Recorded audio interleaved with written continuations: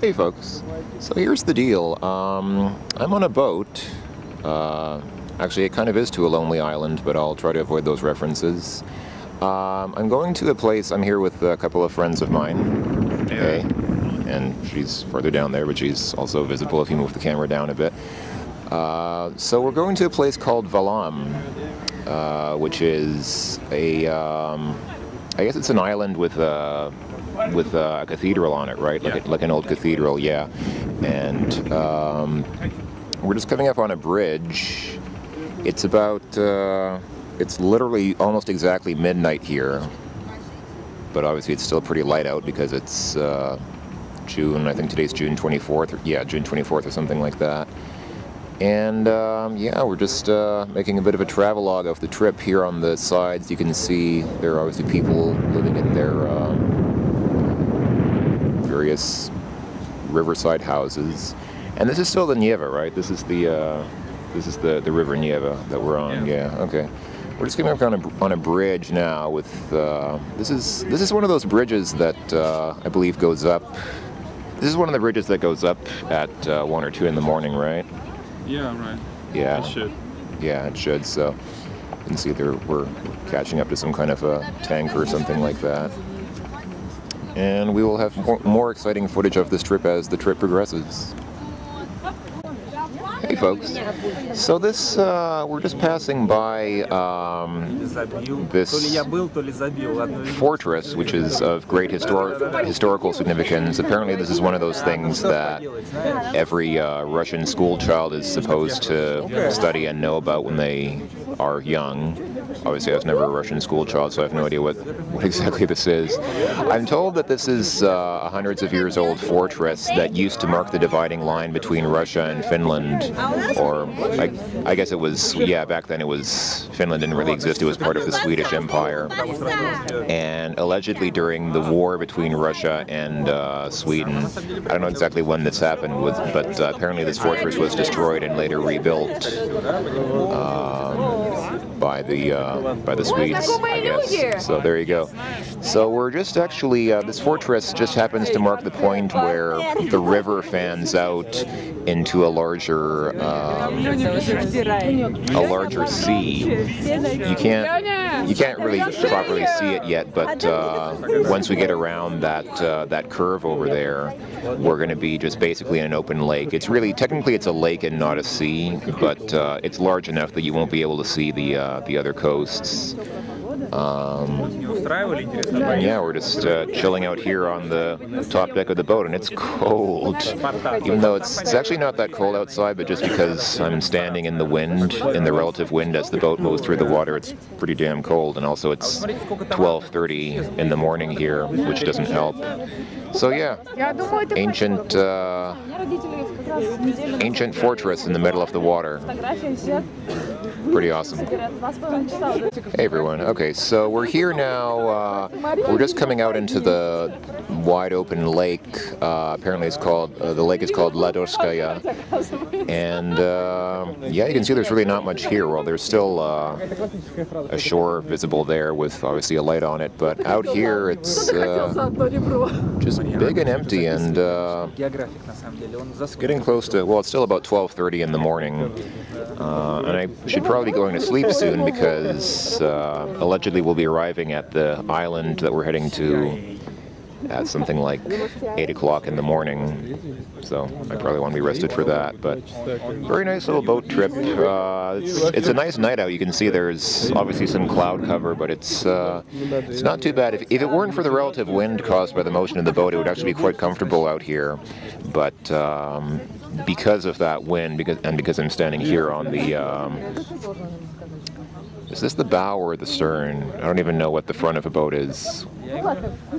What's the front of a boat? Is it the bow or the stern? I don't know. Other people are talking. Anyway, whatever it is, I'm at the part that's in the front. At the front of the boat, and it's quite chilly. I'm wearing 2 jackets and I'm still shivering a little bit, but soon I will go to bed and it won't matter anymore. Alright, I'll see you folks at the island in the morning. So here's the deal. We're on the island. It's the morning. It's about 9:45 in the morning. And there's a nice little couldn't even really call it a town. It's more like a little settlement here where people sell trinkets and souvenirs and stuff like that. And we are going to see the monastery. There's a monastery that was built here long ago. It was once again burned down by the Swedes during the extensive wars between the Swedish and the Russians. Humanity sure has a turbulent history. Apparently this was around the 14th century, and then of course it was reconstructed, and we are going to see the reconstructed monastery here on the island. Very nice. So this is the actual monastery, apparently. We've been stopping at various points along the way for our tour guide to tell us things in Russian, which I mostly don't understand. Apparently it was just reiterated to us that this was fought over during the Winter War between Finland and Russia, and allegedly the Finns took it, and then the Russians took it back. I'm wondering if there's some... I wouldn't want to accuse the Russians of modifying history, but I wonder if there's a sort of Russian version and a Finnish version of that story. But anyway, yeah, here's the monastery. We'll probably see it better once I get out from behind this brick building. Yeah, here we go. Nice.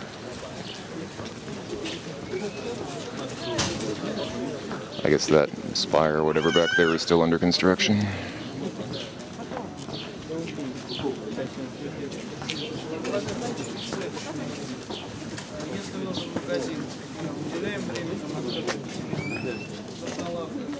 Here's what the place looks like in the sort of outer courtyard area. This is actually not even, there are like a couple of doors that you pass through. You can see there's another one up there, but this is just sort of an outer courtyard where you can see the trees and the really old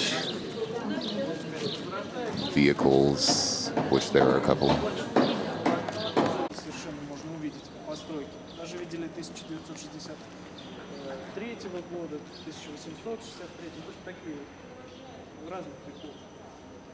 Кирпичи.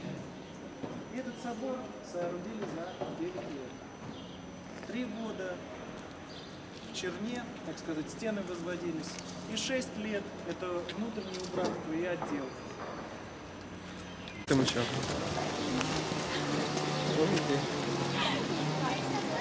I wanna move your body. I wanna move your body. Это вчера выстрелило на диске. Уже спящая. Да, это все время. Настроила и выстрелила. So it actually wasn't told to me until shortly before we got inside, but actually filming is not permitted inside the cathedral, which I guess makes sense because it's supposed to be a holy place, so you're not allowed to do any kind of photography or filming there. So we're actually on our way back to the ship now. You can see here there are some people, well, they're kind of hard to see, but there are some people over there working the field or something like that, doing some gardening. That building there is actually, that white building is actually a hotel that people sometimes come in to stay at if they're attending the cathedral here. And I guess that's it. We are walking back to the boat because we're on a boat, or we will be.